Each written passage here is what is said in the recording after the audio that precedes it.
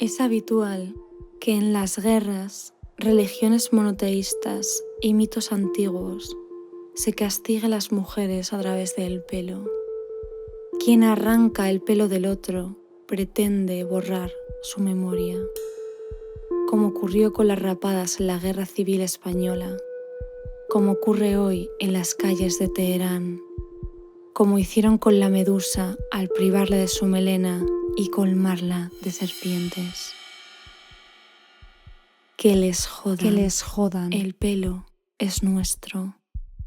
Hay un deseo de olvido y renacimiento cuando agarramos las tijeras con las dos manos y nos cortamos el pelo. De los mechones caídos, de esas miles de medias lunas desperdigadas por el suelo, que al juntarse dibujan la figura de un animal muerto, nacen con impacto las fuerzas rotundas. No se puede volver atrás en el tiempo, hay memoria en el pelo. Quien lleva consigo la cabellera larga, sostiene la espada de la memoria sobre su propia cabeza. Quien se corta a sí misma la melena, sostiene la espada del presente entre sus manos.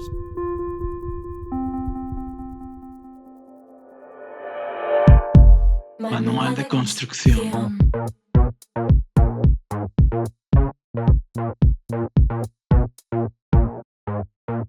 De construcción. ¡Ah! Leire Ipa. Naya Carlos. Segunda temporada. Segunda temporada del podcast que nadie dábamos un duro de que fuera a venir, precisamente porque no nos han dado ni un duro de ningún lado. De nada. Ha sido dificilísimo. Este es el segundo día, casi tercero, que intentamos grabar, que también ha sido un poco imposible. Ha sido un poco imposible. Hoy, de hecho, puede ser que, claro, como no hay pela, la Menda se ha tenido que buscar un trabajo y igual me despiden para cuando salga esta porque se me había olvidado que hoy iba a trabajar y aquí estoy grabando. Y estábamos aquí todo dispuesto ya para grabar y de repente le diré, uy, tengo que trabajar. Ansiedad. Bueno, aquí estamos. Aquí estamos. Un poco con Orfidal de por medio, las dos, pero estamos. Somos Manual Cepan. Bueno, venga, a ver, vamos a ponernos serias. Qué fuerte que tenemos una segunda temporada. Cuando grabamos la primera no teníamos ni idea de qué iba a pasar, si alguien nos iba a escuchar, si a alguien le iba a gustar esto. Entonces, ahora es como más presión, porque ya sabemos que hay gente que nos escucha. Ya, hay gente que nos escucha concreta y de hecho todo el mundo muy majo. Muy majo y muy guay y muy cool. Me pasa mucho que empieza a seguirnos gente en Instagram que no conocemos, me meto y digo, ¡buah! ¡Qué tía más guay! Quiero ser su amiga. Y me pasa muchísimo. O sea, es que es gente muy guay. Hemos tenido mucho éxito entre gente guay y también entre un sector muy loco que son los calvos.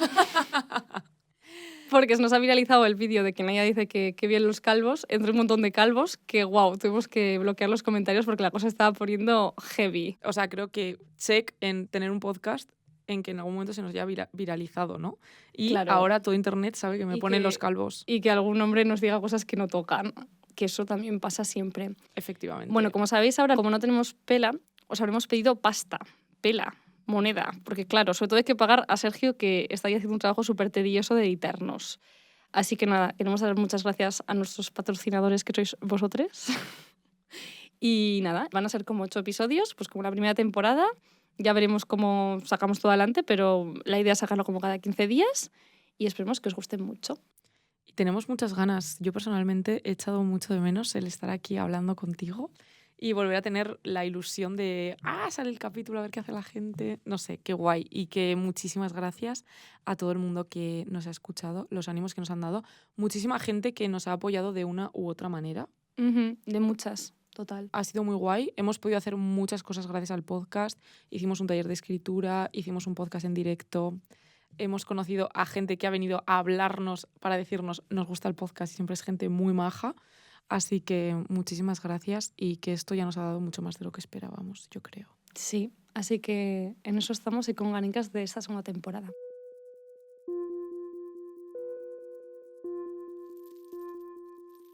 Bueno, Leire, ¿por qué nos has traído este texto hoy? El texto ya de pronto queda lejísimos. Bueno, Naya, inauguramos esta temporada haciendo algo que a mí me apetecía mucho, que es traer simplemente un post de Instagram, que pertenece al artista musical experimental Paula Gómez de Caso, también conocida como Cruda, con H intercalada. que es una chica que a mí me interesa mucho porque hace cosas como que me resuenan mucho, ¿no? Como muy etéreas, muy de trance, muy poéticas, como mucha sensación de vanguardia y a la vez como muy vinculadas a la filosofía de la política, que a mí es un tema que me interesa. Y es curioso porque hasta justo antes de grabar estaba esperando su permiso para leerlo aquí, porque claro, este post lo mismo era de hace 7 años. Yo ya lo tenía borrado, pero yo lo tenía como guardado en un pantallazo del móvil y recordaba que lo tenían guardado en algún sitio, entonces lo busqué. Y es algo que me parece como muy guay, ¿no? Como el ejercicio de pensar qué recuerdas, qué se queda contigo después de ver redes sociales. Como que parece que estamos condenados a consumir una cosa tras otra, y que ya no sabes ni qué es lo que has visto hace 5 minutos, pero cabe como hacer el ejercicio, ¿no? ¿Qué me ha aportado hoy ver redes? En fin, que yo cuando lo leí me resonó mucho. No recuerdo en qué encrucijada estaba exactamente, pero de algún modo me llegó la imagen de que puedes elegir entre sujetar la espada de la memoria o la espada del presente, ¿no? Como que ambos son actos como de poder. Y que poder decidir sobre si sostener esa historia, aunque quieran silenciarla, o volver a comenzarla sin deberle cuentas a nadie, es una forma de existir y de ser libre. Además, como tú sabes, Naya, y de una manera más tonta, yo noto mucho la presión de las estructuras sobre mí en la falta de libertad que siento sobre mi propio pelo. Como que tengo muy integrado que tengo que tener una pinta normativa porque salto de trabajo precario en trabajo precario y claro, apostar por un cambio radical implicaría delatarme y eso puede dificultarme luego encontrar curro. Romper estéticamente implica entonces romper con la posibilidad de encajar laboralmente, que imagino que es realmente encajar socialmente. Lo bueno es que en el trabajo, como es un poco más obligatorio, pues lo notas, la parte obligatoria de encajar. Esto es una cosa que me pasa como desde adolescente, que quería cortarme el pelo como muy corto, rollo pixie, para romper un poco con la posibilidad de que los chicos normis tratasen de ligar conmigo, entre otras cosas. Y es curioso, y creo que esto no te lo he llegado a contar, pero es que tardé bastante en encontrar una peluquería que quisiera cortarme el pelo. O sea, nadie quería cortar el pelo a una chica joven tan cortico. Era como que decían que me lo pensase bien, que no me iba a gustar, que no me iba a encajar, y a mí eso me parecía muy loco, porque normalmente siempre hacen lo que le piden. Wow, es que los policías del género, ¿eh? Nunca sabes dónde te los encontrarás. De hecho, me estoy acordando de una cosa que me contó una amiga, y es que ella cuando era adolescente tenía cero rayada con la depilación y nunca pues, lo ha incluido en su rutina, ¿no? Y un día de verano estaba ella con su tía mega normativa en una hamaca y al verle las axilas sin depilar, su tía le dijo nerviosísima, repito, abiertamente nerviosa: «Ay, chica, ¿qué eres, feminista?».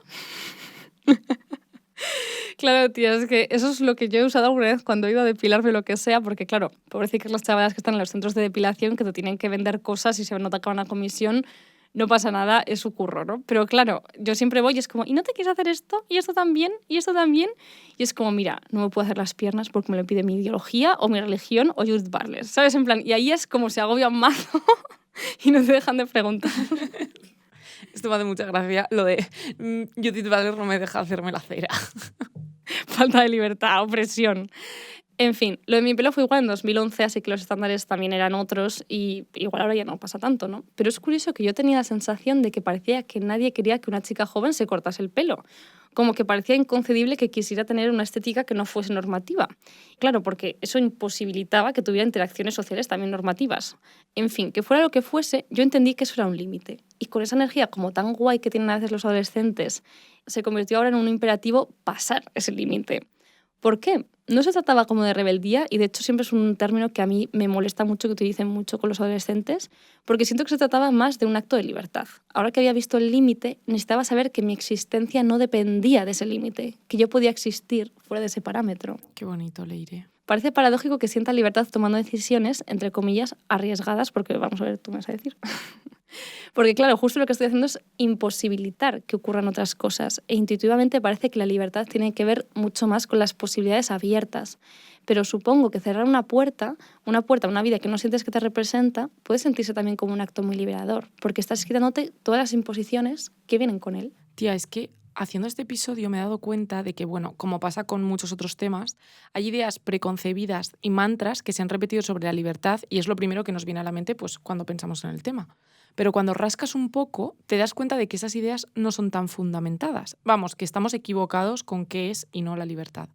Así que por eso he decidido hacer una lista de las definiciones más comunes o que suelen darse en el mainstream del concepto. La primera es la libertad a priori como autonomía, como hacer lo que te dé la gana en todo momento sin depender de nada ni nadie y no deber nada a nadie tampoco. Claro, pero aquí entra también lo típico de tu libertad empieza donde acaba la mía. Para este episodio me ha servido un libro de mi querida Maggie Nelson que recopila varios artículos y ensayos sobre el concepto de la libertad. Y se llama precisamente Sobre la libertad. No os he comido mucho el coco. Bueno, pues hay en un momento en el que dice: una libertad cuyo opuesto conceptual y práctico son las cargas no puede, por necesidad, existir sin ellas. Si definimos a los seres liberados como seres que no tienen cargas, entonces su existencia se basa en los seres que sí tienen trabas, para quienes su libertad es también una carga. Eso tú y yo, que hemos conocido a muchos hippies, nos lo sabemos bien. Creo que se ve ahí muy claro, ¿no? Peña que va a lo suyo y quiere vivir sin cargas, hacen que esas cargas necesarias se las coman los demás. ¿Pero es realmente eso la libertad? Si fuese así, la libertad es algo difícil de soportar y prácticamente imposible de practicar viviendo en comunidad. Otra idea preconcebida de la libertad es la antropocéntrica, la que dice que los humanos somos los seres más libres de la naturaleza. Me impactó mucho algo que dijo la poeta y amiga del podcast, Nerea Aguado, en la presentación de su libro el año pasado, y de hecho es que llevo meses pensando en ello. Ella dijo: ¿desde cuándo tengo yo más libertad que un árbol? Me explicó. Tenemos interiorizado que al ser humanos y poder, movernos, pensar y hablar, somos más libres que otros seres. Pero luego vivimos en una sociedad que hace que una parte de nosotros muera de hambre, que otra no tenga un espacio en el que crecer o que no puedan llevarse a cabo las relaciones sociales necesarias para el bienestar. Ante esto me pregunto, ¿no sería entonces más libre un roble del Valle del Roncal que puede cumplir con sus necesidades y expandirse en un entorno tranquilo que yo? Tía, qué interesante. Es que de verdad que la gente que nos sigue es la mejor gente del mundo. Siempre aprendes muchísimo de ellas. Es que al final tu concepto de libertad depende mucho de cuál piensas que es el antónimo, ¿no? Uno puede ser la opresión, pero quizás otra persona también te diría que lo contrario a la libertad es la seguridad y la estabilidad, cosa que, por ejemplo, un árbol en principio tiene. Claro, es que me gusta mucho tu forma de pensar. Hay veces que hago el ejercicio de ¿qué haría Leire? Y Leire lo que hace muchas veces es pensar el antónimo para definir las cosas. Como, no sé qué es esto, pero sí sé lo que no es, ¿no? Y entonces así vas como construyendo. Entonces, claro, es difícil definir estos conceptos que nos buscamos para el podcast. Por eso yo, cuando estoy preparando guiones, busco ayuda y me gusta mucho preguntar a mis amigues sobre el tema que toque. Así que a lo largo de estas semanas lo he hecho con la libertad. Me ha parecido curioso que todos, cuando han intentado definir la libertad, han hecho referencia a la pertenencia. Por ejemplo, Lucía me dijo que la libertad para ella es poder elegir sus responsabilidades y que, por tanto, la libertad no es gratuita, sino que se paga con compromiso. A priori me chocó un poco que la libertad se relacionase con cargas o el deber, pero conforme más he leído y reflexionado sobre el tema, más certero me resulta. Después, otro amigo me dijo que para él la libertad es estar en la naturaleza, porque le hace tener la sensación de formar parte de un todo, diluir su yo, entregarse en cierto modo. Y si rescatamos esa idea de la libertad que hemos mencionado como la definición de no tener responsabilidades y ser y actuar como cada uno quiere, lo que dicen mis amigues no cabe en esa definición, ¿no? Hablan de responsabilidad, de entrega, y estoy muy de acuerdo con lo que dicen. Así que quizá hay que redefinir el concepto. Me he dado cuenta de que he preguntado a mis amigues, pero a ti, con la que tengo el podcast, no. Así que le diré que es para ti la libertad. Tía, pero a mí no me tienes que preguntar porque luego te lo voy a contar aquí. Pues como no tengo ni idea de qué es la libertad, pues básicamente he escrito un podcast contigo pues para pensarla. Ya sabes que yo siempre parto de lo concreto a lo general, no sé, esas cosas de cuál es lo opuesto, para qué sirve, qué puedo hacer con la libertad, qué no tal, o sea, qué me da sensación de libertad y a partir de ahí pues trato de buscar qué cosas que hay en común, ¿no? Entonces me he dado cuenta que para mí los momentos donde he sentido mayor libertad suelen ser momentos también como de mucha valentía, ¿no? Como que creo que las dos cosas vienen bastante unidas, porque sentía que rompía las posibilidades que no me representaban para abrir otras nuevas, un poco lo del pelo. Estoy muy de acuerdo con esto, sí. Quizá en momentos de no elegir lo obvio, ¿no? O sea, salirse por la tangente y sobre todo permitirnos a una hacerlo. Claro, pero es que esto me inquieta porque implica que la libertad está necesariamente vinculada al acto de romper una norma, o es más la sensación de saber que podrías hacerlo si lo quisieses hacer. No sé, cuando pienso en mi relación con la libertad, creo que está muy vinculada al haber sido percibida como outsider. Me explico. Como he dicho otras veces en el podcast, yo me he criado en una familia que no encajaba mucho en las dinámicas de mi pueblo. Mis padres pues eran vegetarianos en un pueblo ganadero, yo fui la primera niña en no ir a religión, tenía una vida como muy diferente al resto de compañeros de mi escuela, etc. Y esto hizo que sin elegir yo nada, ya tuviese un lugar que me dificultaba formar parte. Como si mis circunstancias me hubiesen quitado la libertad de elegir si quería encajar o no en lo que se me había sido dado. Me había privado de esa libertad. No había mucha elección, era aprender simplemente a ocupar ese espacio. Y sin embargo, cuando alcancé la adolescencia y todo el mundo empezó a hacer cosas como muy locas para encajar en un otro grupo de amigues, porque eso es muy fuerte, me di cuenta de una cosa, que el haber roto con la posibilidad de encajar desde hacía mucho más tiempo, sí que me hacía como más libre. Como que hiciese lo que hiciese, no podía entrar en lo normativo, así que pues dejé de esforzarme. Total, iba a estar en el mismo espacio social de outsider. Podía vestir de manera excéntrica, estar en fiestas sin beber, hablar de la sexualidad como un espacio fluido, comer lo que quisiera. Y al final, pues todo acaba cayendo en el mismo saco de pues, ser una tía rara.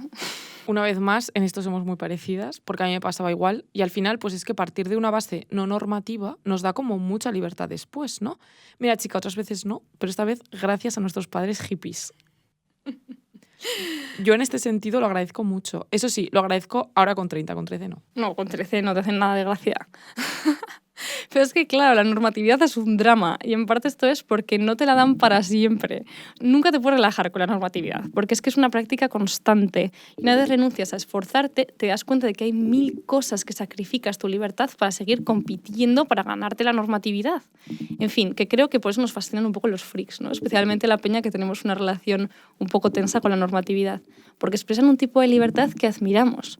Y sin embargo me hace preguntarme, jolín, ¿es eso la libertad? ¿Conformar al grupo y la libertad son los dos lados de un mismo espectro?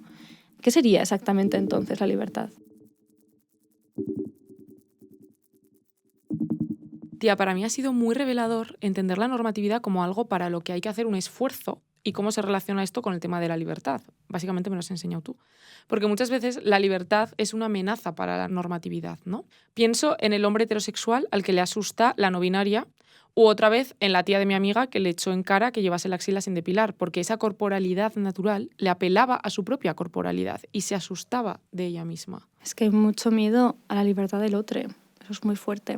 Esto me recuerda mucho a algo que he visto del mitiquísimo humorista y activista no binario Alok V. Menon, que realmente Naya me recuerda a muchas cosas de ella porque en preparación para este episodio hice mi ejercicio habitual, que más que buscar teoría me hice una especie de mood board con todas las cosas que me aliviaban la pulsión de libertad y traté de pues, entrar en la sensación y pensar mucho desde ahí. Y claro, ¿qué me da a mí muchísima paz con la movida de la libertad? Pues escuchar a Locke, que es una persona que en mis algoritmos al menos está hasta en la sopa, pero claro, es que es una persona que habla de manera como muy poética, amorosa y muy sabia sobre la libertad de crear un yo que te sea auténtico. Acabé tan dentro que me di cuenta que podía escribir este episodio solo con cosas que dice a Locke, pero bueno, no lo voy a hacer. Qué gusto tu algoritmo, luego vemos mi algoritmo lo que tiene. Muy fuerte, el algoritmo del podcast llenándose los guilty pleasures de Naya. Ella decía que realmente las personas queers no son las únicas que están en el armario, sino que hay muchos armarios donde las personas viven porque han aprendido desde muy jóvenes que tienen que acomodarse a ciertos códigos sociales para seguir perteneciendo.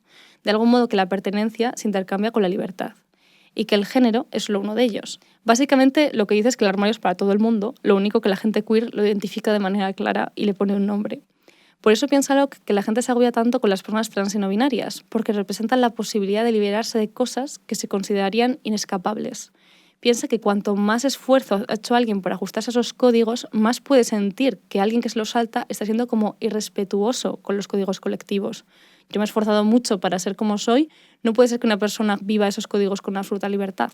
Yo, por ejemplo, Naya, tengo la percepción de que la gran mayoría de personas que se realizan operaciones de confirmación de género al final son personas cis. Es decir, una tía no solo se pone tetas o labios o se hace la depilación láser para estar más guapa, sino para ser más una mujer. O un hombre no se pone cuadrado y se opera la mandíbula para ser más guapo, sino para ser más masculino, para encarnar como un poco ese arquetipo. Que ya sé que también hay gente que se cuadra y se pone en labios no binaria y que hay muchas razones para hacerlo. Pero me parece muy fuerte cómo se normaliza que todo el mundo haga un esfuerzo para parecer más del género que le ha tocado. Nos dicen que el género es dado, pero después nos agobian muchísimo para que lo hagamos bien. Y por eso ver a alguien trans o no binario es como una traición. Si hemos decidido colectivamente que vamos a movernos por estas reglas y si tú decides saltártelas, entonces, ¿qué más es posible? ¿Qué más estoy haciendo por inercia y podría no hacer? Buah, me parece muy fuerte esto de que hay muchos armarios. Es verdad, nunca lo había pensado, como las confirmaciones de género que tienen que hacer las personas cis, ¿no? Otra vez lo de la tía de mi amiga y los pelos de las axilas, que ella lo recibió como una amenaza. Escuchando esto que dices de hacer cosas por inercia y no replantearse que somos libres para no hacerlas, esto va a sonar muy básico, pero me has hecho pensar mucho en el mito de la caverna de Platón. Pero esto es porque desde que me lo enseñaron en el instituto por primera vez me marcó mucho y me hizo ser muy consciente de las ideas que podía tener preconcebidas y que no eran reales. No voy a poner a explicarlo porque tampoco lo voy a hacer bien, pero básicamente habla de un grupo que está encerrado en una cueva y creen que las sombras que ven proyectadas en la pared es la realidad. Uno es liberado, ve el mundo real y al volver a contarlo al grupo, pues nadie se lo cree. El verano pasado leí un libro que me hizo rescatar otra vez las sensaciones que me da este mito y pensar mucho en el sistema que habitamos. Se llama, esto va a sonar muy obvio también, pero es que se llama Libre y es de la escritora Lea Ypi. Me encanta que nadie traído un libro sobre la libertad y otro libre. Parece que he puesto ChatGPT, dime libros sobre libertad, pero de verdad que no. Qué divertido. No me voy a enrollar con el libro porque hace unos meses las chicas de Ciberlocutorio sacaron un club de lectura sobre el libro junto a Anagrama, que os recomiendo, pues está muy bien, pero os resumo. El libro es la autobiografía de Lea Ypi, una tía listísima que es profesora de teoría marxista en la London School of Economics, pero lo interesante es que ella es albanesa y te cuenta su infancia y adolescencia viviendo en un régimen comunista.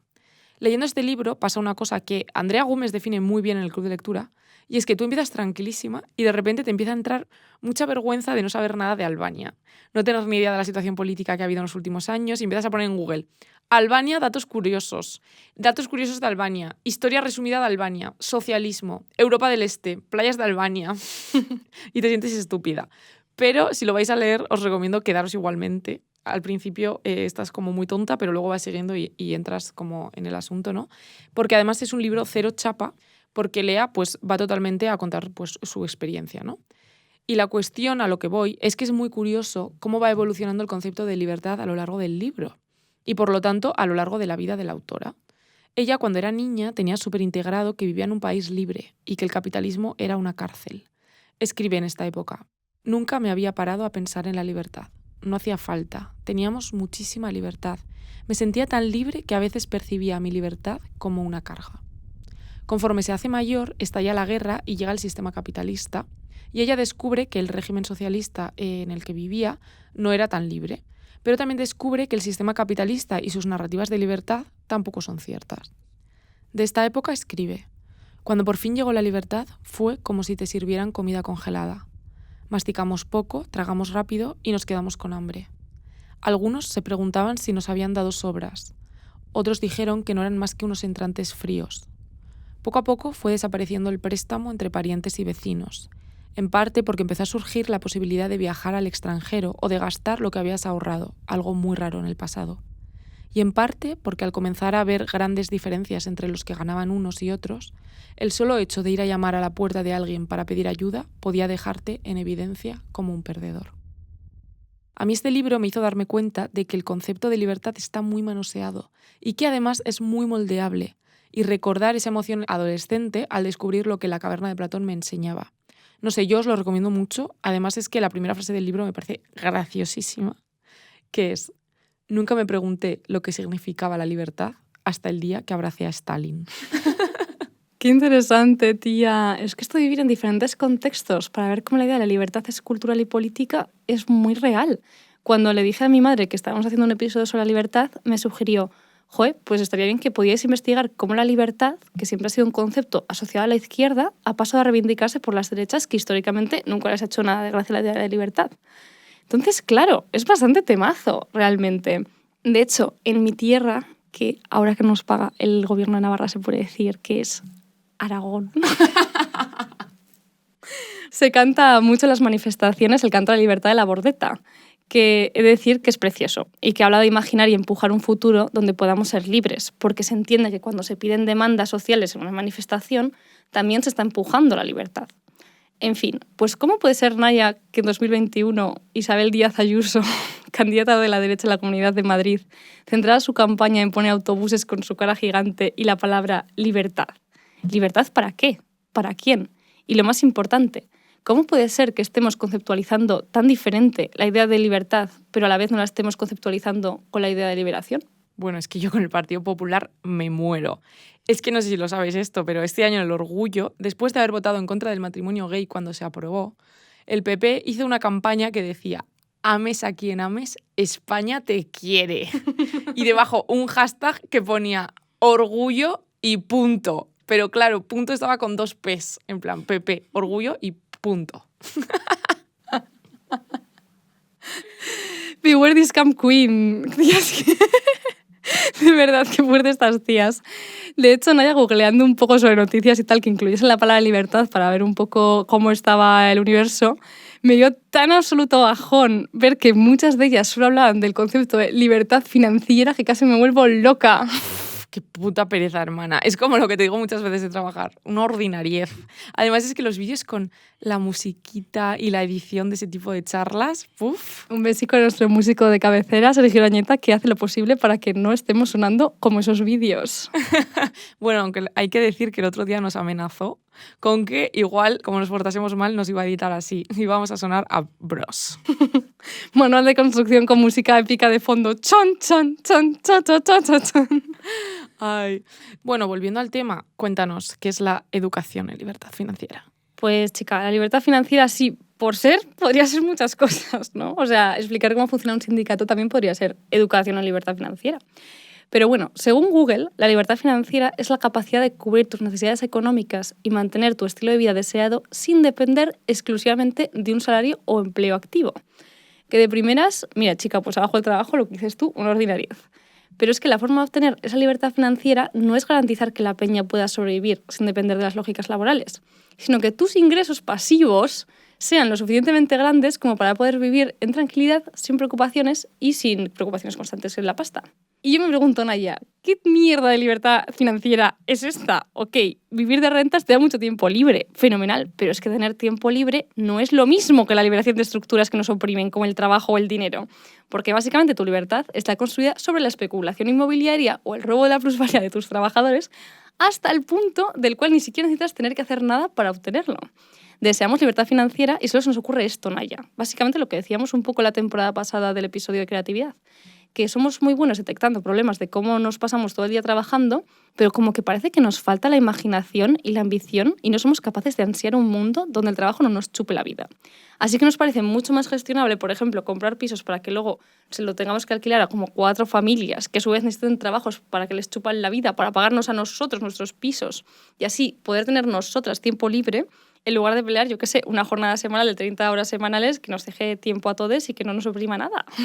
En fin, que el sueño de la libertad del capitalismo no es el construir un mundo donde la peña pueda vivir sin ser explotada. El sueño de libertad del capitalismo es explotar y que lo que queremos es que haya una mínima intervención para hacerlo muy rápido. Por ejemplo, evitando que se acorten las jornadas laborales o que se capen los precios de los pisos para poder sacar cuanto antes ese dinero que necesitamos para ser libres. Lady Paz presidenta, chaval. Es que increíble, toda la razón. De hecho, me estás haciendo pensar en una definición de, vuelvo otra vez, Maggie Nelson, del liberalismo económico que me gusta mucho, porque lo define como ideologías económicas que hacen coincidir la libertad con la disposición a convertirse en esclavo del capital. ¡Wow! ¡Qué fuerte, Imele! La Maggie Nelson, qué tía. Es que, claro, empezando a investigar sobre el tema de la libertad y la libertad financiera y el tema de la libertad en las derechas, di con un artículo que había escrito un tal Cándido Marquesán en El Periódico, donde hablaba del pensamiento de un jurista italiano llamado Luigi Ferrajoli. Al parecer, Ferrajoli explica en su Manifiesto por la Igualdad que podemos diferenciar 2 tipos de visiones políticas en relación entre la igualdad y la libertad. Para la izquierda, igualdad y libertad, y más en general, igualdad, libertad y fraternidad, es decir, solidaridad, se implican recíprocamente. Es decir, que todos seríamos más libres en cuanto más acceso tengamos garantizados a los mismos recursos. Y cuando todos tengamos acceso igual y garantizado, desearemos una ética de cuidado y reciprocidad de la otra persona para que ella también pueda ser libre, porque reconocemos que tiene el mismo derecho que nosotros a vivir y a expresarse en libertad. ¿Se entiende, no? Entonces, para la izquierda, libertad, igualdad y fraternidad son términos que van juntos y unos alimentan a los otros. Es una especie de rueda recíproca. En cambio, para las derechas, la libertad y la igualdad no solo no se implican, sino que se mantiene una relación de oposición, de manera que la libertad solo puede afirmarse con el sacrificio de la igualdad, porque la igualdad, como la fraternidad o la solidaridad, son impedimentos para los valores del neoliberalismo, como la competición y la jerarquía. Es decir, cuando Ayuso está reclamando la libertad, no lo hace como cuando se canta en las manifestaciones el canto a la libertad de la Bordeta. No me digas. No se refiere a lo mismo, es que da lugar a error. Pero claro, ella lo hace como opuesto a ideas de igualdad y fraternidad, que ella, por cierto, llama comunismo, porque así acojona más a sus votantes. Buah. Es que me parece muy buena forma para identificar el fascismo escondido en la libertad, hacer el ejercicio que decías tú al principio del capítulo, ¿no? De pensar la libertad desde su antónimo. En una comparativa, ¿cuál es el antónimo de libertad ante la libertad de la lucha obrera? ¿Y cuál es el antónimo de libertad frente al discurso de Isabel Díaz Ayuso? La palabra clave del discurso política en ambos es la misma, libertad. Pero vemos que el fin es otro completamente distinto. Si nos fijamos en cuál es la alternativa, redistribución de la riqueza frente a tener una terracita en Madrid donde debe beberte una caña a 5 euros bajo una sombrilla y la grava a 40 grados. Chica, Planazo. pues así queda claro que aunque los dos se llaman libertad, lo mismo no es. Claro, pero ¿cómo puede ser entonces, y volviendo a la pregunta de mi madre, que hayamos otorgado el término libertad a las derechas, que históricamente eso nunca les han interesado y ahora hacen lo que quieren con él? Pues mira, para pensar esto he acudido a las notas de una charla que dio la filósofa argentina Luciana Cadalla dentro del marco de los Encuentros de Pamplona 2024, en donde explicaba cómo lentamente hemos ido cambiando el significado de las palabras asociadas a la democracia, la libertad y la igualdad. Ella explicaba que la idea de democracia, en un principio, parte más de una idea de igualdad. Es el gobierno del pueblo, donde todos los ciudadanos son iguales ante la ley en derechos. Pero de algún modo en el siglo XX, y esto pienso que tiene mucho que ver con la dominación cultural de Estados Unidos, empezamos a asociar el término igualdad no a la democracia, sino al totalitarismo, a la homogenización. Empezamos a asociar la igualdad no con la igualdad ante la ley o la igualdad de oportunidades, sino con gente pues, en uniformes y imposibilidad de expresión individual. Entonces, claro, se nos queda el término huérfano. ¿Con qué debemos asociar la democracia? Ya no con el gobierno del pueblo, sino con la libertad. ¿Sabes? Como es muy yanqui todo, como the land of the free, no sé qué. En fin, pero ¿qué libertad? Porque claro, lo que decíamos para la izquierda, esa libertad no se puede hacer si no hay una igualdad y una fraternidad. Pues evidentemente la libertad que se reclama en el nuevo concepto de democracia es imposible en un Estado que desecha la idea de igualdad. De manera que la libertad pasa de asociarse ya no con la liberación, sino con la no interferencia. La libertad tendrá que ver entonces con hacer lo que uno desee sin interferencias, es decir, sin intervención de medidas que apuesten por una igualdad o una fraternidad. Y es que una libertad sin liberación está muy vacía, y entonces cabe sobrevalorar uno de los pocos usos que tiene una libertad no liberadora, pues consumir bienes y experiencias diferentes, lo que decías de la EIP. Poder elegirlas te convierte entonces en el significado de la libertad. Luciana Cadalla también advierte las consecuencias de esta lógica. ¿Qué ocurre cuando asocias la democracia con la libertad y la libertad con la no intervención? Que cabe reducir el rol del Estado para facilitar esa libertad. El Estado entonces se vuelve desapasionado, tecnócrata y su labor queda reducida a legislar para cuidar del mercado y no de los derechos y de la igualdad, que son ideas que ya se consideran como trasnochadas. ¿Qué es lo que propone ella? Recuperar y resignificar la idea de igualdad y volver a traer al centro la idea de fraternidad. Es decir, por ejemplo, ella planteaba que con esta deriva de la idea de libertad cabría también resignificar el primer artículo de la Declaración de los Derechos Humanos. En vez de decir, todos los seres humanos nacen libres e iguales en dignidad y derechos, cabría pensar, ¿qué significa entonces libres? Porque si hablamos de una no intervención, esa frase no tiene sentido. Si nada interviene sobre mí, hay soledad. Necesitamos muchas interacciones para construir la libertad, es decir, para poder construir las condiciones que nos permitan ser libres. Por eso ella terminaba la charla de los encuentros con una propuesta que la digo de memoria, así que probablemente no fuera exactamente así, pero que me gustó mucho, que era algo así como poner de primer artículo de la Declaración de los Derechos Humanos: todos los seres humanos nacen vulnerables y merecen recibir todos los cuidados, es decir, las intervenciones necesarias que necesiten para poder construir las condiciones que les permitan vivir en libertad. Y por supuesto, no podríamos construir esta utopía de libertad sin una Palestina, un Congo o un Sudán libre.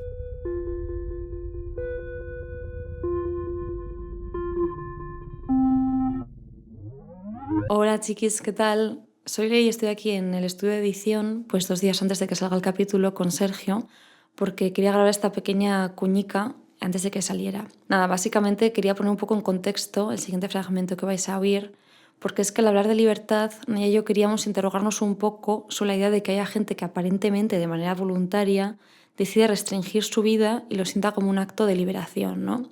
Después de pensar pues, diferentes tipos de ejemplos, al final decidimos acudir a uno que nos es muy personal, que es el encierro de las monjas en conventos. Es un tema que hemos escogido porque es muy cercano a nosotras y ha estado mucho en nuestras vidas. O sea, Naya vais a ver que lleva años obsesionada con el tema. Y yo tengo como 3 tías monjas y siempre ha sido como un tema muy personal. He ido muchas veces al convento y he escrito mucho sobre el tema, ¿no? Y claro, lo que no sabíamos en ese momento, cuando grabamos ese episodio en agosto, es que de la noche a la mañana el tema de las monjas y la romantización del encierro femenino iba a ser el tema que midiese como el pulso cultural y simbólico del mainstream este otoño. Después de que salía el disco de Rosalía y la película Los Domingos, hablar de monjas de pronto tiene una carga simbólica mucho más seria de lo que Naya y yo habíamos imaginado cuando escribimos este guión. Cuando un tema se iba al mainstream pasa a significar algo, y Naya y yo no contábamos con eso. Hemos tenido dudas de si cabe decir esto o no, porque creo que según avanza el guión se va resolviendo el conflicto de que la mística puede ser un espacio mucho más abierto y mucho más libre que los 4 muros de un convento. Pero sí que creo que igual el tono despreocupado que usamos al principio era un poco por la idea de que era una fricada personal que pensábamos que no le iba a interesar a nadie. Y que en este contexto de auge del conservadurismo, que creo que además es muy transversal a toda la temporada, pues no tiene en cuenta que este va a ser uno de los temas que se toquen. Y nada, eso es todo. Que viva la liberación espiritual y que seguimos con el episodio.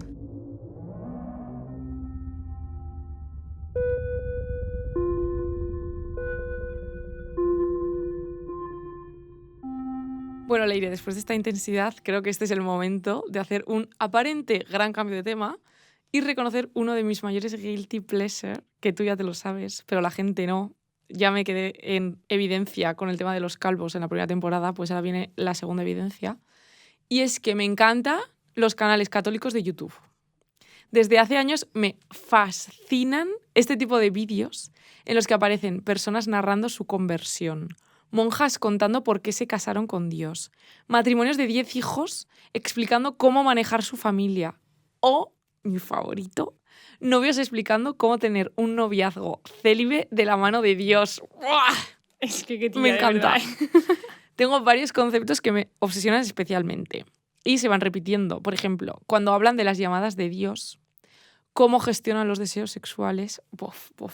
Es que me da como paz, como muchísima curiosidad y de algún modo como que me relaja o hipnotiza. Es que pasa que como Naya se quita Instagram, siempre se pone a ver desde la cuenta del podcast todos estos canales y de pronto yo entro en el podcast para ver algo y de pronto un montón de gente rollo ¿cómo vivo de la mano de Dios el celibato? Y es como, ¿pero qué es esto? Luego muchísimos cayetanos, todo es mi culpa, todo. En plan, todas las visitas, Naya, clic, alimentando el algoritmo, wow.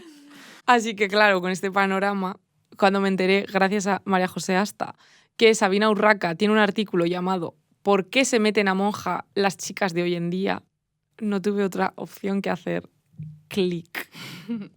En él entrevista a varias monjas y novicias jóvenes y les pregunta sobre cómo se relacionan con el amor romántico, el consumismo o la libertad. En este texto, ellas explican algo que siempre me ha llamado muchísimo la atención, que es la narrativa de las monjas de que se enamoran de Jesucristo. Como explica Sabina, casi todas coinciden en esa sensación cercana al enamoramiento que las llevó a la entrega total. Cristina, una de las monjas, dice: si me preguntaran por el sentimiento, diría que es muy parecido al que se puede sentir por una persona a la que amas profundamente. Carolina relata su conversión como un proceso de enamoramiento al uso. En la oración yo me iba enamorando poco a poco de Jesucristo. Esto es así. Una se enamora y quiere pasar el resto de su vida con la persona a la que ama. ¡Ostras! A mí es que esto me impacta, Leire, porque es una narrativa que tenemos muy aceptada en el amor romántico. Por ejemplo, la que se ve constantemente en Españoles por el Mundo, que también es otra cosa que me gusta mucho. Hola, soy fulanita y vivo en Sydney, Shanghái, Ciudad del Cabo, insertar el lugar remoto del que sea, ¿no? Y lo dejé todo por amor. Y eso lo entendemos como un acto radical de libertad, además, y de decisión propia. Pero cuando Laura dice, hola, soy monja y vivo en un convento por amor, como que se nos activan distintas sensaciones, ¿no? Es que este podcast yo siempre pienso, de verdad, cuando estoy viendo los guiones, que nunca sé por dónde va a ir. O sea, es como, el último que esperaba estar hablando en el episodio de Libertad era conversiones religiosas, la verdad. Pues ya está, esa es la gracia. Y la gente además ya sabemos, como se ha escuchado la primera temporada, que se ha acostumbrado a esto. Así que, bueno, sigo con Sabina. Ella le pregunta el tema, ¿no?, que es la vertiente física y carnal de este tipo de vidas. Y Cristina le dice: Supongo que es difícil de comprender para alguien que está fuera. La sociedad, de alguna forma, nos programa para que queramos una vida sexual activa, una pareja, romance. Cuando sales de todo esto te das cuenta de cuánto hay de construcción social en todo ello. La gente normal de la calle, sin saberlo, sí que está a veces clausurada en un espacio de consumo, de objetos, de sexo, de insatisfacción. Al salir fuera de eso, la sensación es de liberación. Me flipa que utilice en concreto la palabra liberación. Y además es que lo leo aquí, pero de verdad que se repite en prácticamente todos los vídeos de este estilo. Y repito, he visto muchos. Claro, es que al final lo que pasa a esta gente es el ejercicio de ver los armarios donde está, ¿no? O sea, el consumo, la falta de propósito, las relaciones líquidas, es también armarios y cosas que te vienen por inercia. Y claro, tú te das gestiones, en plan, y una gestión pues era hacerse monja y otras gestiones pues ser no binaria como Alok. Aquí cada una. En fin, quizás a mí no me resulta como tan exótico todo esto porque ya sabes, Naya, que en mi familia hay muchísimas monjas y yo desde niña iba a verlas al convento y veía cómo hablan de su experiencia vital viviendo en contextos súper diferentes, en 1000 ciudades, en comunidad y tal.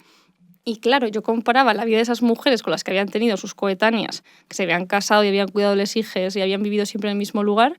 Y yo tenía clarísimo que de haber nacido yo en 1910 como ellas, es que me habría metido a monja fijo.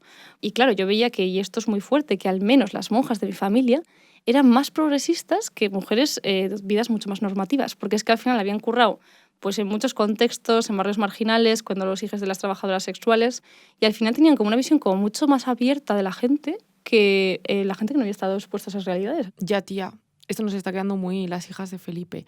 Yo también lo pienso a veces, ¿no? O sea, ya se ha dicho, pero es un poco la utopía femenina, todas juntitas apañándose en el convento, teniendo tiempo para leer y la cultura y chao pescado. En 1910 creo que claramente, siendo de clase baja, tienes más libertad de monja que casada, pero hoy en día ahí ya no lo veo tan claro. Y creo que por eso me obsesiona ver y leer estos testimonios y encontrarme todo el tiempo con la palabra libertad. Hace unos días leía una entrevista a un chico al que su novia había dejado para hacerse monja. También te digo, salían unas fotos de ellos y eran bien pijos y me di cuenta de que los cayetanos también tienen miedo que nosotros no. Como que tu pareja te deje para hacerse monja o cura, ¿no? Como que es un miedo que yo no tengo en el radar, de que mi pareja se haga monja o cura, ¿no? Total, total. Bueno, pues su novia, como digo, le dejó para hacerse monja dentro de la Jesu Comunio, que esto me fascina también, que es como la congregación cool, que igual te suena porque el hábito es de tela vaquera. A mí cómo me suena esto, tía. Bueno, yo qué sé. Yo la verdad es que veo fotos y como que hay algo que te apetece. Son todas como muy guapas y sonrientes, como de workbook. Sí, ya entiendo. Pues él decía que estaba enamoradísimo y su novia era su vida. Pero ella fue a un retiro de Efetá, otra cosa que me fascina, pero a la que ahora no voy a entrar, y salió queriendo ser monja. Cuenta que le dolió muchísimo, pero que aún así quiso estar en el día del ingreso del convento y que una vez ahí se sorprendió, porque lo que sintió fue paz y libertad. Esto de sentir libertad ante la entrega se repite mucho en las narrativas de las llamadas de Dios a cambios de vida. Una monja italiana que forma parte de la congregación cool de los vaqueros dice en un vídeo que ella con 14 años quería enamorarse como una chica normal y que en una JMJ el Papa habló de la Eucaristía como un beso y eso le impactó. A partir de aquí las declaraciones se ponen muy eróticas y dice cosas como: tenía un deseo de entregarme. Quería sentir un beso profundo en el interior de todo mi ser hasta el fondo. Entrégate a mí, que soy el amor.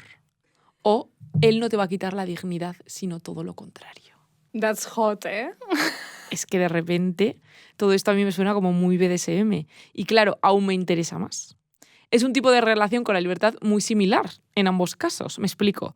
Tanto en la vida monástica como en la sexualidad BDSM, la entrega es idealmente voluntaria. Por ejemplo, las monjas entregan su voluntad a Dios a través de la obediencia a reglas estrictas, votos de castidad, pobreza y obediencia, mientras que las personas sumisas en el BDSM se entregan a una figura dominante en una relación consensuada, asumiendo un rol subordinado, contratos, límites, palabras de seguridad.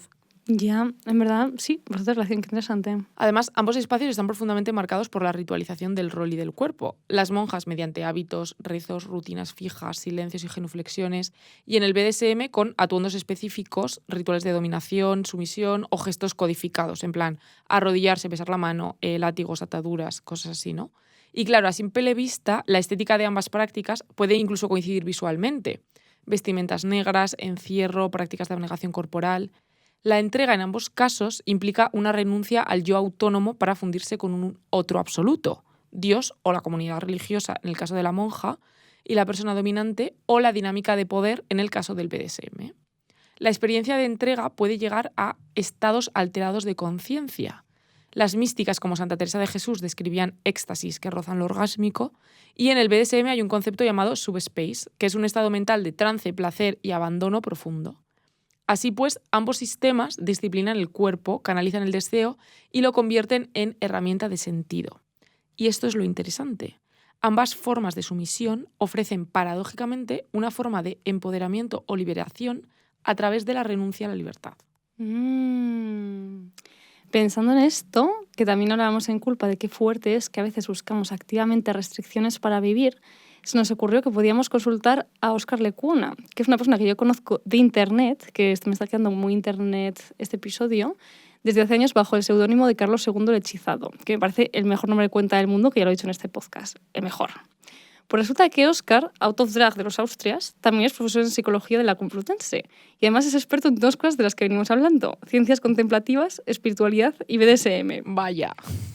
Es que de verdad que a veces es como, perdón la autolamida de culo, pero la gente que traemos no es como increíble, en plan, este personaje, por favor, fantasía. Bueno, pues nos ha ocurrido preguntarle un poco sobre si esto de doblegar tu libertad para encontrar el sentido y la liberación espiritual es inescapable. Porque claro, yo me pregunto, ¿ese estado de trascendencia es alcanzable también desde un estado libre o siempre implica como coartar ciertas partes de ti? Le queríamos preguntar a ver qué nos decía de si nos podía dar ideas de formas liberadoras de trascendencia. Hola, mis queridas. Vengo aquí a hablaros de espiritualidad. Esa cosa que parece que todo el mundo comprende, pero que en el fondo nadie entiende. Y que gracias a personas admirables podemos decir que ya no es el caso. Sabemos muy bien que no es religión, tampoco es religiosidad. Tenemos definiciones bastante acotadas desde muchas disciplinas como psicología, antropología o humanidades. No solo eso, sino que sabemos que la podemos medir, algo impensable hasta hace poco, con escalas y protocolos.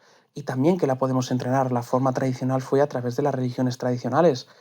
Y aquí el asunto. Vivimos una época donde la posmodernidad nos ha liberado de las narrativas de estas religiones y otras que en el fondo nos esclavizaban el alma, pero también nos arrojó a la incertidumbre de la indefinición para que nos emancipáramos. Mucha gente quiere volver a la seguridad y sentido de esos paradigmas, pero creo que el camino es construir nuevas espiritualidades, no una nueva religión. Con espiritualidad me refiero a cosas que nos transmitan una íntima sensación de conexión con la naturaleza, el universo y los demás, la aceptación de la existencia, la confianza en sentir que todo va bien, estar en el presente, tener la sensación de que lo vivido nos trasciende y participar en una comunidad que cuida y cultivamos la espiritualidad entre todos. Vamos, lo que viene a ser tocar pasto. Creo que la cultura contemporánea busca esto sin pretenderlo. El BDSM, las no monogamias, las comunidades LGTB y las redes afectivas, las raves de electrónica, la música drone, diversos festivales y retiros de diversa clase. He vivido demasiados rituales involuntarios, no buscados, que me conectaron con el amor del todo, en conciertos de metal como Amenra o en Cadel Parties. Estas espiritualidades sin religión me gustan porque no necesitan dogma o cárceles del espíritu que llevan al odio y a la matanza del diferente. La parte mala es que si no mantienen una vigilancia, el capitalismo las transforma en objetos de consumo o peor, generan dogma y microreligión. Tanto si eso pasa como si no, prefiero invitar a las personas a que se puede ser monja sin hábito, se puede soltar los apegos que el ego impone, como sentirse la persona especial, superior a los demás porque le sabes al buen arte o porque no eres una oveja, y entregarse al fluir de la vida para tocar pasto, conectar al interser y en el fondo ser libre. La poeta Kae Tempest creo que lo describe mejor que yo en su canción Hold Your Own y todo el disco que lo contiene, que se llama The Book of Traps and Lessons, y me despido con esa recomendación. Muchísimas gracias por tenerme aquí. Qué agradable la voz de Óscar, es como muy relajante y qué majo ha sido siempre él con el proyecto del podcast, que nos ha dado siempre muy buen feedback de los episodios de la primera temporada. Ya, la verdad es que él y su amiga Victarnes, que por cierto siempre me escribe cuando oye uno, dan el mejor feedback del mundo del podcast, la verdad. Da mucho gusto que nos escribáis, por cierto, y siempre nos da la sensación de que no estamos hablando al vacío, así que animamos. Sí, gracias a toda la gente que nos ha escrito. Me ha parecido muy interesante esta resignificación que nos da de la espiritualidad y me ha gustado mucho que los ejemplos que nos ha dado son de momentos espirituales pero muy conectados con la libertad, ¿no? Tipo, una rave. Pienso en, no sé, un paseo por la naturaleza, que conectes mucho con tu propósito. Claro, es que quizás lo que necesitamos es conexión y propósito. Y al final es esperanzador pensar que podemos buscar maneras para acceder a esa trascendencia que se sientan auténticas para nosotras, que más que meterse en una estructura cerrada como un convento. Formas que alimenten, además de nuestra espiritualidad, nuestra posibilidad de libertad.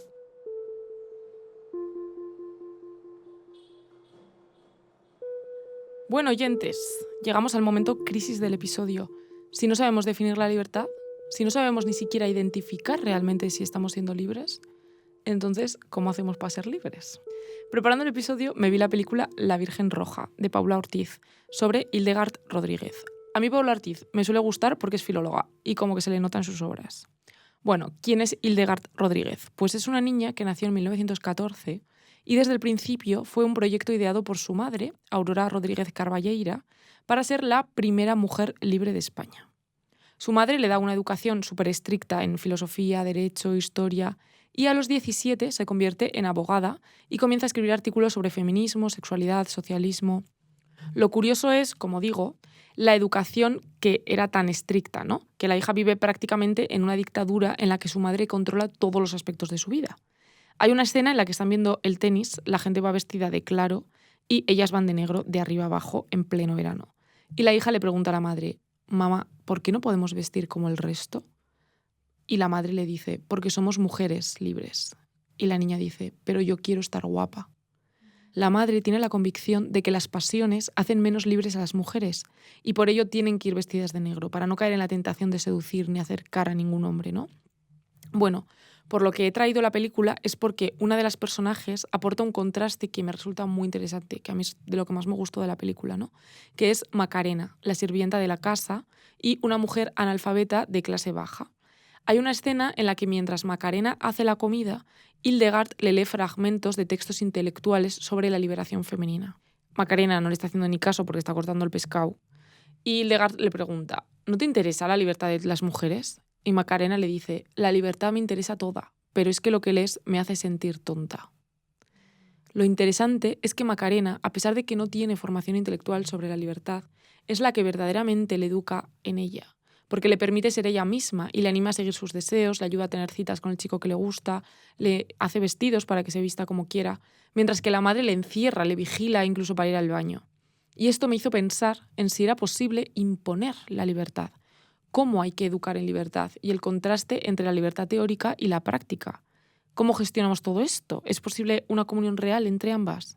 Y es que pienso que la libertad es una de esas cosas que tiene que ver mucho más con una emoción interna que como el amor, ¿no? Que es mucho más sentido en acción que en teoría. Aquí voy a volver a traer a Locu Bemenon porque me he iluminado bastante con esto. Dice que la diferencia entre la libertad y la no libertad no es una frontera, sino que siente que la libertad es algo de que puedes ir tomando microdosis para expandir el espacio que tienes para vivir. Para mí tiene mucho sentido porque podemos hablar de libertades y derechos fundamentales, por supuesto, pero de una manera más humanista. La libertad tiene que ver con practicar a expandir el límite de lo que es la libertad. Muchas veces las transgresiones a lo que supone que debería ser son mínimas o son internas, pero ese ejercicio te ayuda a comprender lo que realmente estás sosteniendo. Eso solo son posibilidades, podría ser muchas más cosas. Por eso es importante el aprendizaje emocional, experiencial de la libertad. Puedes saber teóricamente que no hace falta que conformes siempre ciertas normas sociales, pero creo que hasta que no lo practicas realmente no lo integras, ¿no? Necesitamos tener un espacio práctico para que la libertad quepa. Me recuerda mucho lo que dices a algo que otra vez leía Maggie Nelson y que me ha parecido muy práctico y revelador. Y es que la libertad se nos suele presentar como una meta que en algún momento llegará. Son los llamados sueños de libertad, que consideran la libertad un suceso puntual o un horizonte de sucesos. Ella dice, La nostalgia por las ideas de liberación anteriores, muchas de las cuales se basan en gran medida en mitologías de revelación, revueltas violentas, machismo revolucionario y progreso teológico, suelen parecerme inútiles porque pueden ser fundamentos para ayudarnos a imaginar los futuros que queremos, pero también pueden condicionarnos a considerar la libertad un logro futuro, en lugar de una práctica actual constante, algo que ya está ocurriendo. Y acude a una de mis personas favoritas de la Tierra, que es Ludwig Wittgenstein, un filósofo del lenguaje, que decía que el significado de una palabra es su uso. Por lo que ser libre significaría ejercer la libertad, que está muy unido a la distinción que hacía Foucault entre la liberación, concebida como un acto momentáneo, y las prácticas de libertad, concebidas como algo continuo. Sigo con las citas, pero es que Maggie dice una frase de un antropólogo llamado David Graeber que me gusta mucho, y es: la acción revolucionaria no es una forma de sacrificio, un deprimente dedicarse a lo que haga falta para alcanzar un mundo futuro de libertad. Es el desafío de seguir actuando como si uno ya fuese libre. Pero claro, esa frontera entre como sí y ser así es bastante borrosa. ¿Cómo se lleva a cabo en el día a día? Para eso hemos preguntado a Jon Celestino, músico de Iruña, o como a él le gusta presentarse, que me encanta, artesano de la música. Uno de sus proyectos es la Broken Brother Brass Band. Esto me encanta, Leire, te va a gustar mucho. Una brass band es una banda hecha para los funerales en Nueva Orleans que moviliza el baile y la comunidad. Es música súper alegre y otra forma total a la que tenemos aquí de ver la muerte, ¿no? Entonces Jon decide fusionar la cultura y llevar toda esa música a las calles de Euskal Herria. En estos bolos se siente una sensación de comunidad que mola un montón, porque la gente va delante de los músicos, en un paseillo, como que se cambian las tornas, ¿no? Y no hay jerarquía como estamos aquí acostumbrados a las charangas que van la gente detrás de los músicos. Os lo recomiendo un montón, si podéis ir a un bolo de la Broken, es muy chulo. Así que vamos a escuchar qué es lo que nos ha dicho Jon. Como os decía el otro día, he llegado a la filosofía y a la antropología desde la música. Voy a intentar dar algunos ejemplos. Por una parte, uno que me gusta mucho, que es la improvisación libre en música. Para mí es una vivencia después de la cual yo no he podido volver a creer en el Estado, en un sistema vertical, precisamente porque ya he vivido personalmente que sí es posible construir orden espontáneamente, ¿no? O construir belleza teniendo las herramientas necesarias. Así es como entiendo la idea de gimnasia revolucionaria, de ensayar la utopía. Hacer hueco en la praxis del día a día a espacios donde buscar relaciones no basadas en el intercambio interesado o productivo, sino en defender la propia vida. Para mí en la práctica, yo he vivido esto con el Iruin Kokoa, que es como un carnaval euskaldun que se lleva haciendo en Iruña pues unos 8 años, creo, que fue como coger muchos símbolos y muchas prácticas del divertimendu, ¿no? Es decir, de una forma deudora de los carnavales medievales, pero que se adaptó a Iruña aquí y ahora. Todo sucede en euskera, en una plaza, se libera una plaza durante varias horas. Y bueno, es curioso porque el bolo más importante que yo tengo al año ni siquiera es remunerado económicamente, pero esto lo convierte en el bolo quizá más sagrado, si se me permite la expresión. Para mí es importante tender a que sea más importante la convivencia que la visibilidad. Tiene muchas veces que ver con cosas muy simples, en cómo nos relacionamos y en entender que la parte más importante de nuestro oficio como músicos no es el rato que estamos tocando, sino todo el resto del tiempo. En tener espacios en los que nos relacionamos de la forma más sana o más positiva posible. Buah, me parece fascinante que Jon, sin saber que en este episodio íbamos a hablar de espiritualidad, diga que es el bolo más sagrado del año. Total. Y creo que lo que dice Jon es muy interesante, que al final esos sueños de libertad, como decías antes, son todo el tiempo. Y que en la música y lo artístico se ve claramente cómo romper esas jerarquías. Lo que decía de improvisar o de que las personas vayan por delante de la banda. Por último, quería rescatar esto de pensar cómo el arte es un espacio para la práctica de libertad, ¿no? Que es lo que al final nos trae Jon, que es una cosa que, Naya, tú ya sabes que yo defiendo mucho. También porque quizás he estado como muy expuesta a toda esta movida de que el arte no sirve para nada. Quizás el arte es un poco más como el arenero del mundo, uno de los pocos espacios que no hemos colonizado con lo correcto, lo mental, lo concreto y lo productivo. Y uno de los pocos que permiten realmente ensayar con libertad diferentes actitudes para evitar la vida. Por eso defendemos mucho lo artístico en este podcast, porque tiene que haber huecos, como los que dice Jon, donde practiquemos, experimentemos, probemos cómo se siente la libertad hasta que seamos capaces de aplicarla a gran escala. Para cerrar, pensaba en uno de estos podcasts que le había escuchado a Locke, donde justo probaba que ese ensayo de libertad está ocurriendo todo el rato y puede hacerse todo el tiempo. Es básicamente un podcast donde una entrevistadora le pide pues lo típico, preséntate y dinos un poco a qué te dedicas. Y entonces ella, de una manera como muy calmada y muy libre, saliéndose del esquema habitual, dice: me llamo Alok y soy una obra de arte. Y lo que significa es que estoy tratando de obrar el arte en el mundo. ¿Qué es hacer el arte? Es vivir una vida que sea creativa, donde la única norma sea ser glamurose y hermose. Intento vivir mi vida entonces, no con categorías y géneros, no con identidades y etiquetas, sino con libertad y curiosidad.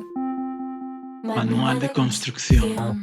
Has escuchado Manual de Construcción, un podcast financiado por ti. De construcción. Gracias por confiar en este crowdfunding y fomentar un contenido de acceso libre. Construcción. Un podcast de Leire Ipas y Naya Carlos, con el diseño sonoro de Sergio Irañeta a través de Druts.